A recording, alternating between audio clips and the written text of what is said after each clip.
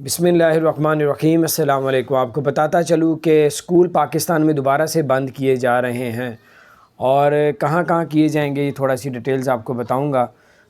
लाहौर में स्कूल बंद किए जा रहे हैं और कितने दिनों के लिए बंद होंगे ये भी आपको बताऊंगा।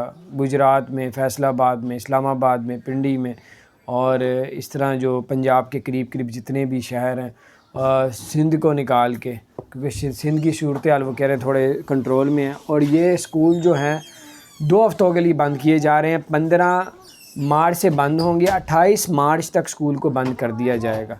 तो मंगल से स्कूल को बंद करने का ऐलान आ गया है, नोटिफिकेशन जारी कर दिया गया है।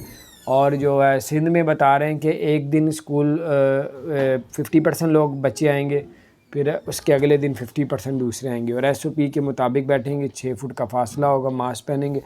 और पंजाब में स्कूल को मुकम्मल बंद करने का ऐलान कर दिया गया। तो बाहर ये कुछ अपडेट्स थी, मैंने कहा आपके साथ शेयर करूँ। अपना ख्याल रखें। अगर आपने हमारे चैनल को सब्सक्राइब नहीं किया ज़रूर सब्सक्राइब कर दे, बेल आइकन प्रेस कर देता है।